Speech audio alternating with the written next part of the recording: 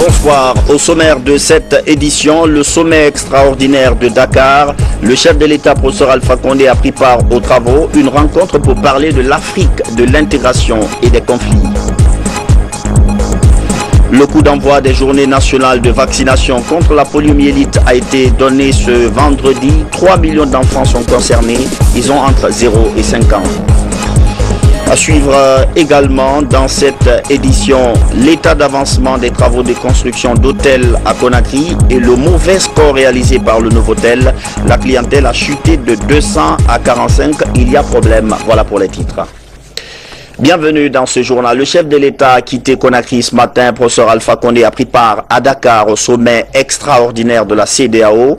Une rencontre sous-régionale pour faire le point sur les conflits qui secouent l'Afrique. Je vous propose de suivre le cérémonial de départ avec Mahmoud Bari.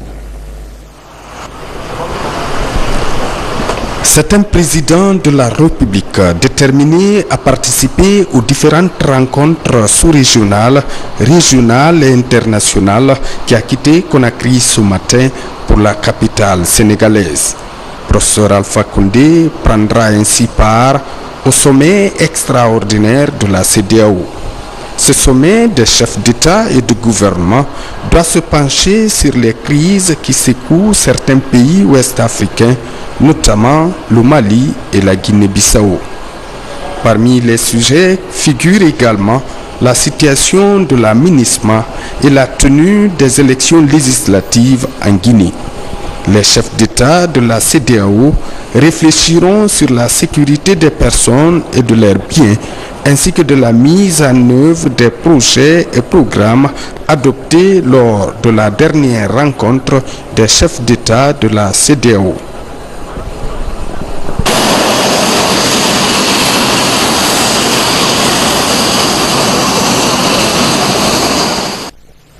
Le président de la République est arrivé très tôt ce matin à l'aéroport de Dakar. Vous allez le voir sur les images. Il a été reçu par Madame le Premier ministre Aminata Touré. Professeur Alpha Condé donc a eu droit aux honneurs militaires que vous verrez tout à l'heure. Là, il est avec donc le Premier ministre sénégalais. Je précise que le chef de l'État prend part au sommet extraordinaire de la CEDEAO. Voici les images des honneurs militaires. Plusieurs sujets sont à l'ordre du jour, notamment le maintien de la paix, la libéralisation des échanges dans la construction des marchés communs, ou encore la mobilisation des ressources à la réalisation de projets d'intégration. Voici donc les images des honneurs militaires. Professeur Alpha Condé aura droit ensuite, ça aussi vous le verrez en image, à un bain de foule de la forte communauté guinéenne qui vit à Dakar.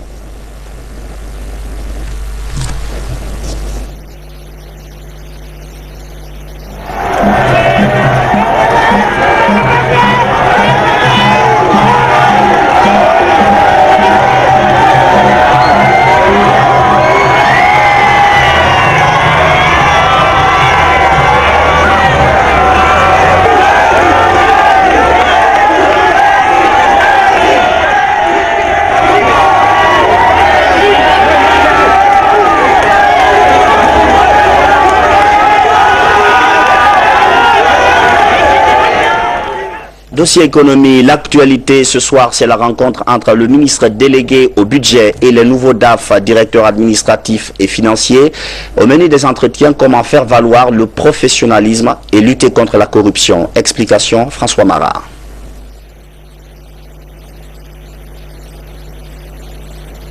Promus au poste de DAF, ces jeunes cadres viennent prendre conseil chez le ministre délégué au budget. Une première rencontre qui rassure ces nouveaux DAF. Depuis notre nomination, c'est notre première fois de prendre une prise de contact avec le ministre pour nous donner des sages conseils et lui expliquer aussi les difficultés que nous rencontrons dans nos différents départements ministériels et voir quelles sont les solutions qu'on puisse apporter à nos difficultés pour aller de l'avant. Nous prenons bonne note des conseils du ministre délégué au budget et nous entendons nous inscrire dans cette dynamique, devenir des pionniers dans nos départements, et sortir des sentiers battus et proposer une nouvelle approche de la gestion financière au niveau des départements que nous gérons. Pour le ministre délégué au budget, la prise de fonction de ces jeunes cadres traduit la volonté manifeste du chef de l'État, professeur Alpha Condé, de faire de la promotion des jeunes cadres une priorité dans son programme de développement de la Guinée. Vous savez, l'une des priorités du président de la République, le chef de l'État, le professeur Alpha Condé, c'est de féminiser la fonction publique et la rendre aussi plus jeune. Et donc, ceux qui sont derrière moi, c'est des jeunes. Et je m'inscris effectivement dans cette dynamique. Donc je leur ai donné quelques mois de combat sur le terrain.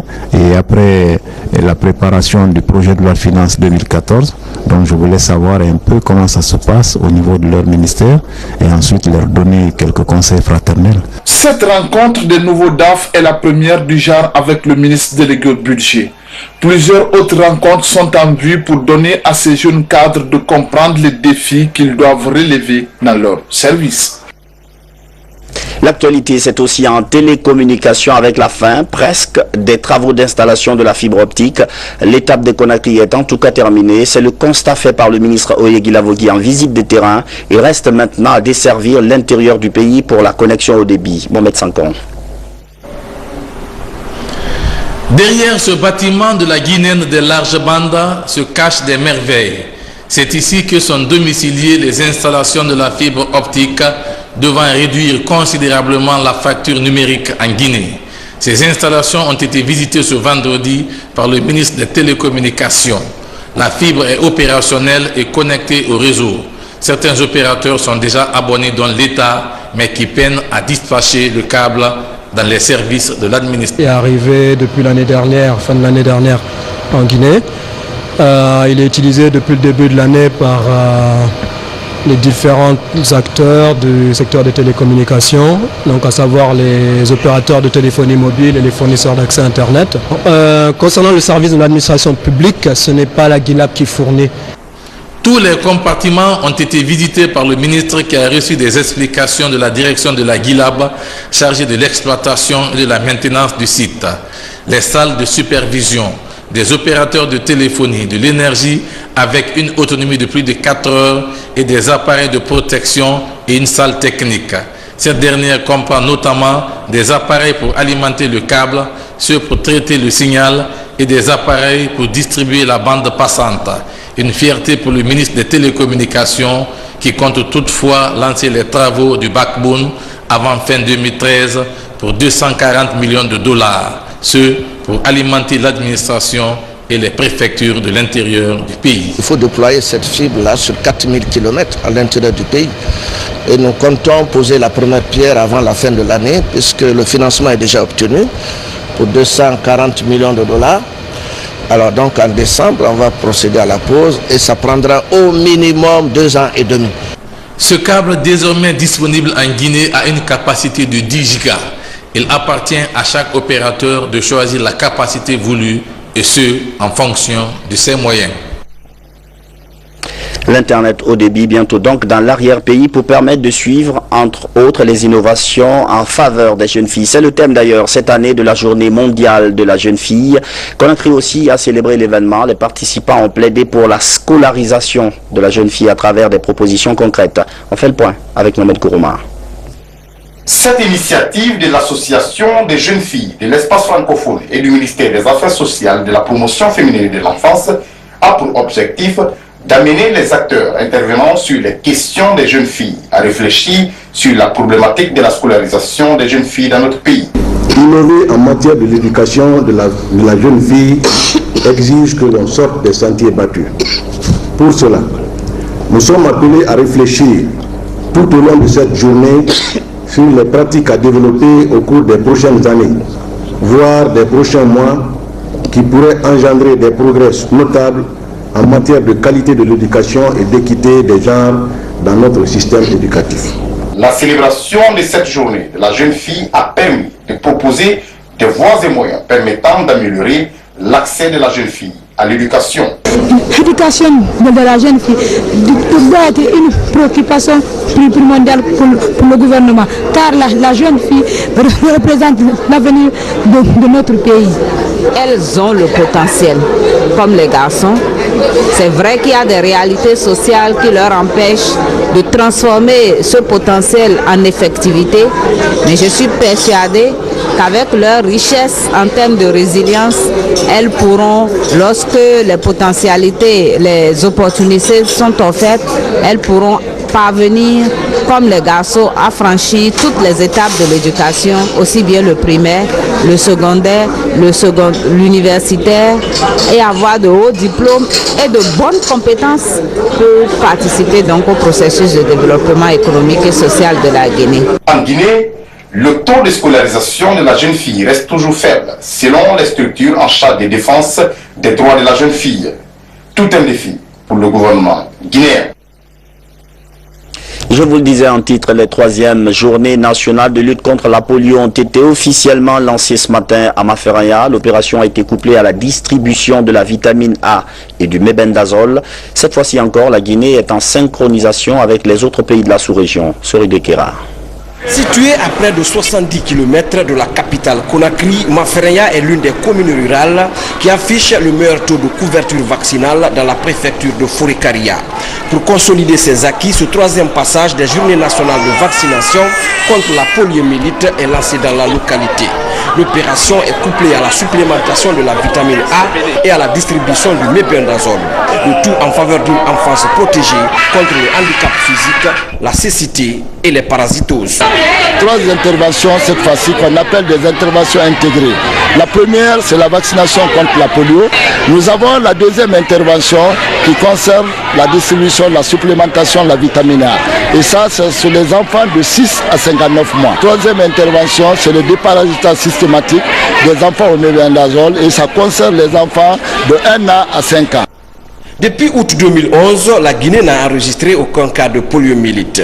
Malgré cette accalmie épidémiologique, des pays de la sous-région comme le Nigeria connaissent une persistance du poliovirus sauvage, d'où la nécessité de renforcer la prévention conformément à l'initiative mondiale d'éradication de la poliomyélite.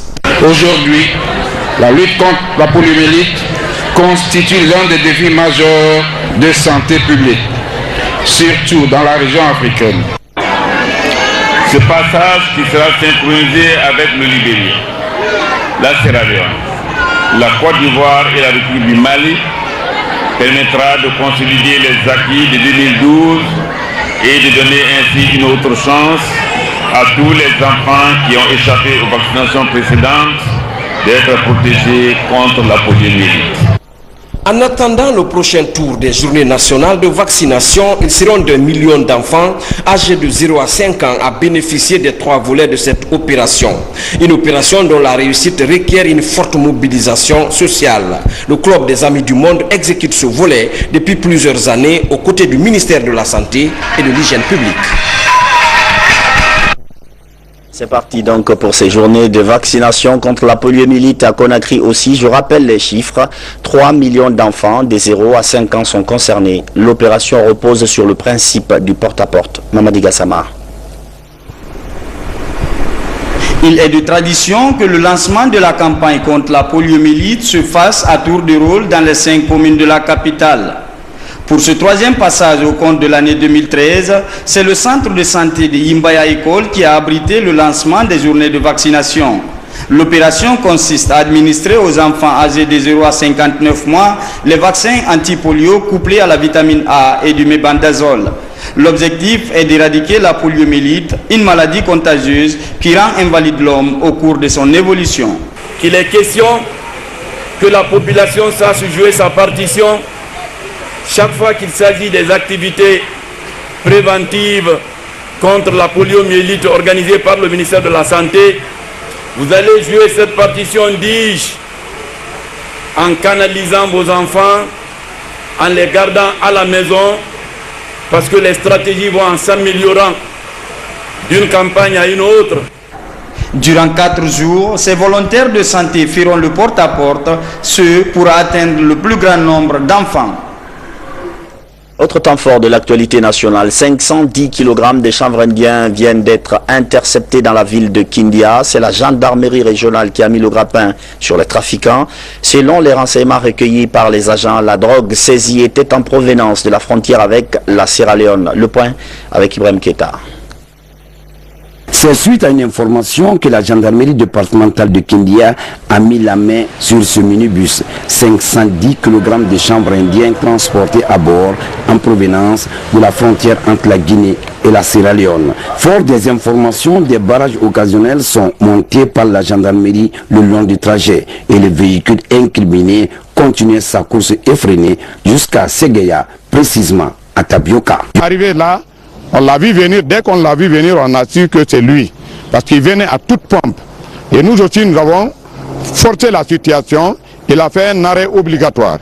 Dès qu'il a garé, tout le monde, et chauffeurs, apprentis et les occupants, on a vu des gens partir dans la brousse. Et ce problème de chanvre indien est devenu un problème récurrent dans la zone de Kindia. Et cela, compte tenu de la porosité de certaines issues au niveau de nos frontières,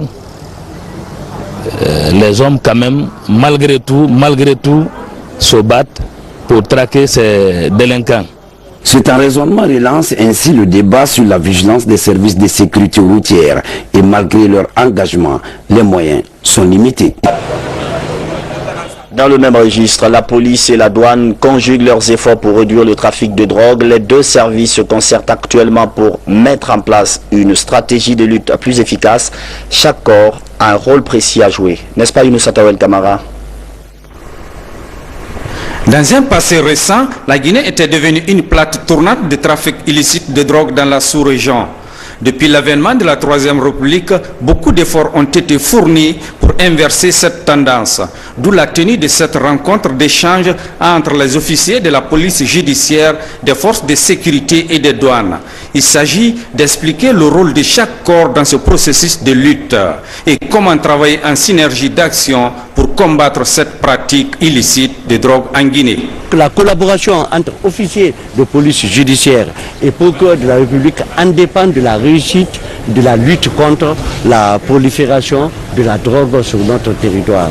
C'est pour dire que au début de l'information déjà, au niveau de l'enquête, je vais dire, que ce soit les perquisitions, les transports judiciaires, les saisies que l'officier doit opérer, il doit le faire avec l'avis et l'accord express du procureur de la République. De la saisie de drogue au jugement des présumés trafiquants, en passant par la livraison des scellés, tout est passé au peigne fin. Une action soutenue par l'ambassade de France en Guinée. Ce n'est que par une action coordonnée, renforcée et bien articulée entre les douanes, la police, la gendarmerie et la justice que l'on peut mettre en place une chaîne pénale qui fait qu'on n'échappe pas à l'impunité dans ce secteur et qu'on arrive vraiment à inscrire la lutte contre le trafic de drogue dans le cadre de l'état de droit. Une telle initiative prouve à suffisance que la lutte contre le trafic illicite de drogue ne peut être facile que si tous les acteurs des services de sécurité sont impliqués. Campagne agricole 2014, les réflexions sont en cours sur comment améliorer les rendements. L'Agence nationale de la promotion rurale et du conseil agricole vient de bénéficier de 9 véhicules tout-terrain. Les techniciens d'Amproca disposent désormais de moyens logistiques pour leur mobilité. Fodé Camara. 9 véhicules tout-terrain, une Nissan Patrol et 8 pick-up pour faciliter la mobilité du personnel de l'Amproca, Agence nationale de la promotion rurale et du conseil agricole. Sous la bannière de la Banque mondiale, après une première phase de 5 millions de dollars, bouclée avec un taux de décaissement de 95%, le PUAPA 2, le second projet d'urgence d'appui à la productivité agricole, remet la machine de la vulgarisation en marche, avec pour principal but, rapprocher les encadreurs des producteurs. Le train est boosté par ses équipements. Quand vous imaginez un directeur régional de Zérékoré qui couvre Zérékoré, Yomu et Lola, qu'il le fasse à moto, c'est pas évident. Hein?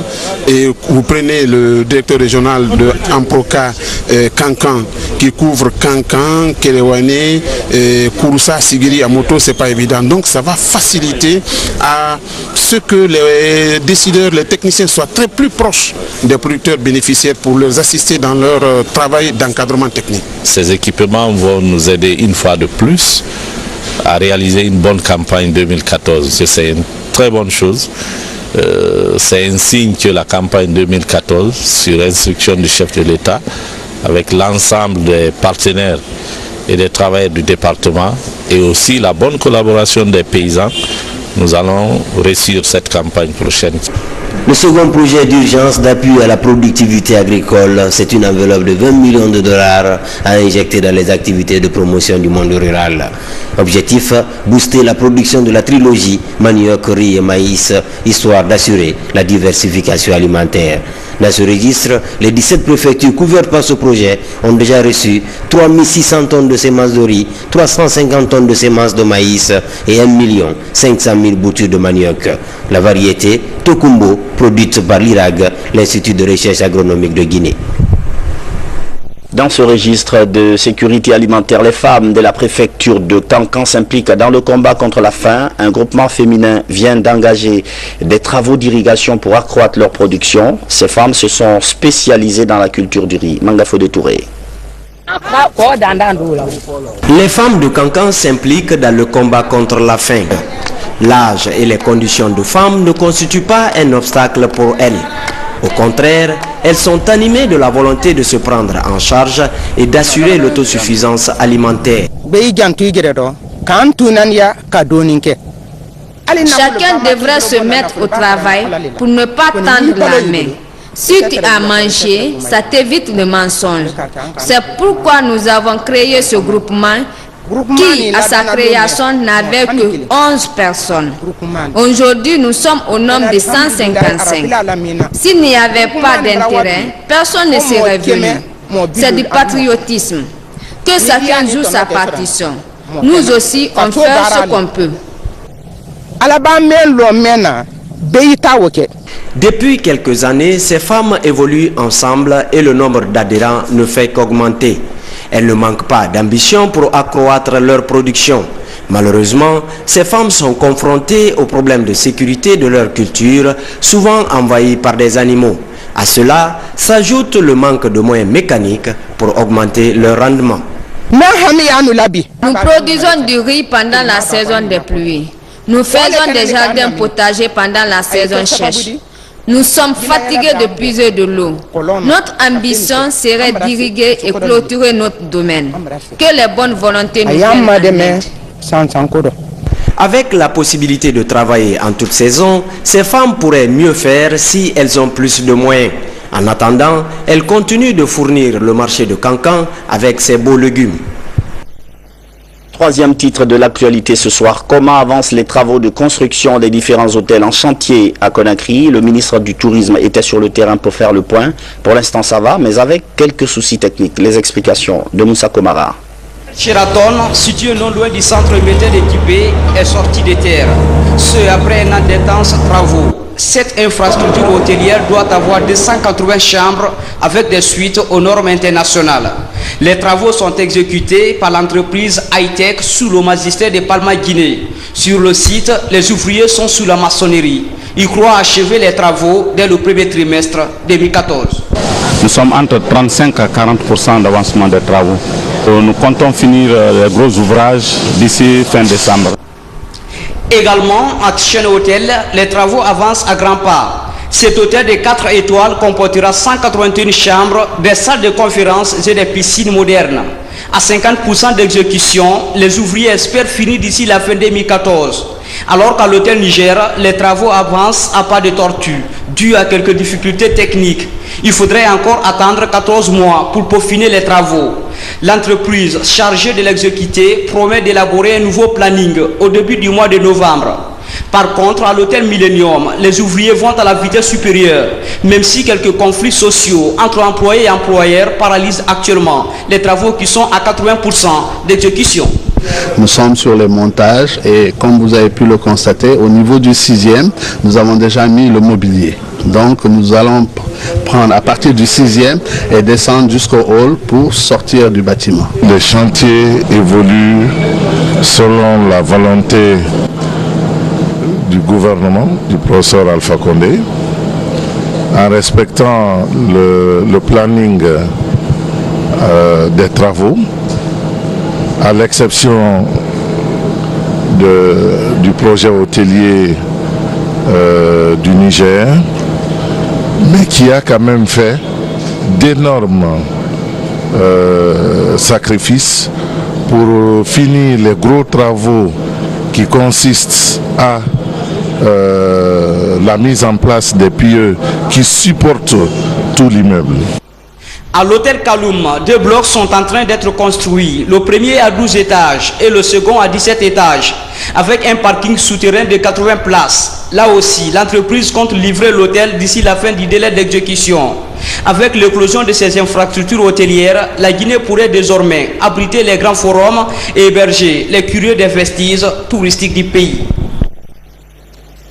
Dans la foulée, le Novotel, le bâtiment de ce réceptif a pris un coup de vieux. Il y a également quelques soucis dans la gestion. Le départ du groupe français Accor a boosté l'orgueil du personnel à travailler plus dur pour assurer la relève.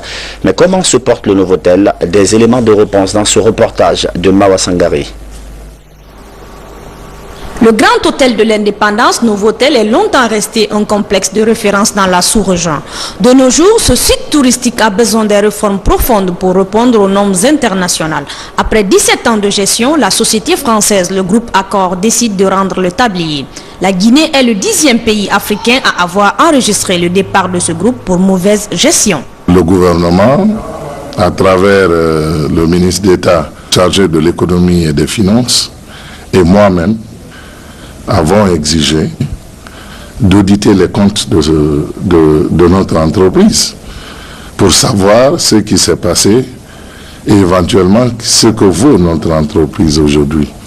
C'est pendant que nous étions dans cette procédure que nous avons été surpris par la décision de nos partenaires de résilier le contrat de gestion. Malgré le départ du groupe Accor, Novotel reste toujours fonctionnel avec un personnel engagé à relever le défi. Les travailleurs sont en train de travailler correctement, donc pratiquement on ne voit pas un autre sort parce qu'on est en train de travailler et ils attendent leur salaire à la fin du mois. L'hôtellerie c'est du cash.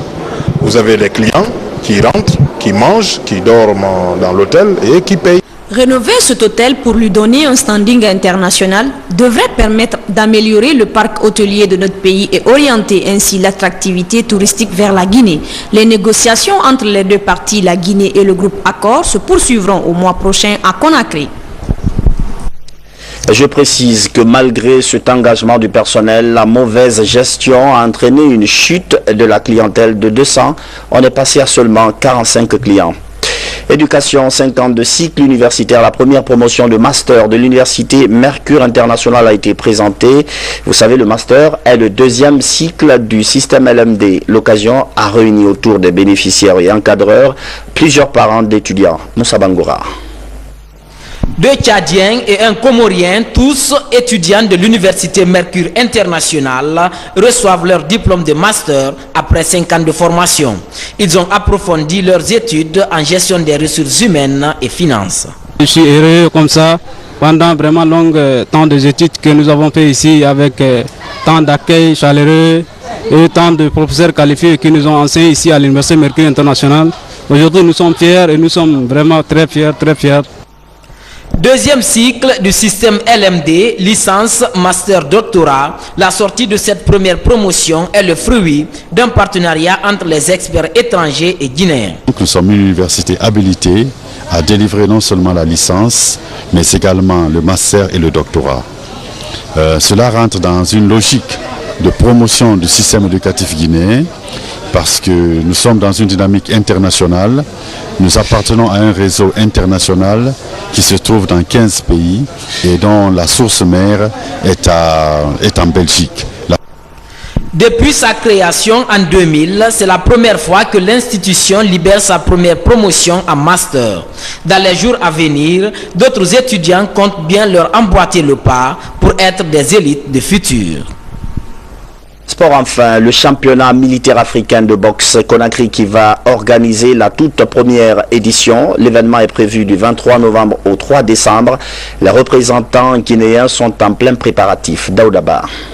Les officiers militaires sont à l'internat au camp Kamayenne et continuent les préparatifs au Palais des Sports pour honorer la Guinée au championnat d'Afrique de boxe militaire. Cette première édition de l'histoire de la boxe militaire, initiée par l'OSMA, l'Organisation des sports militaires en Afrique, se tiendra en Guinée du 23 novembre au 3 décembre. S'ils sont franchement dans les meilleures conditions de santé, c'est des boxeurs qui peuvent aller loin.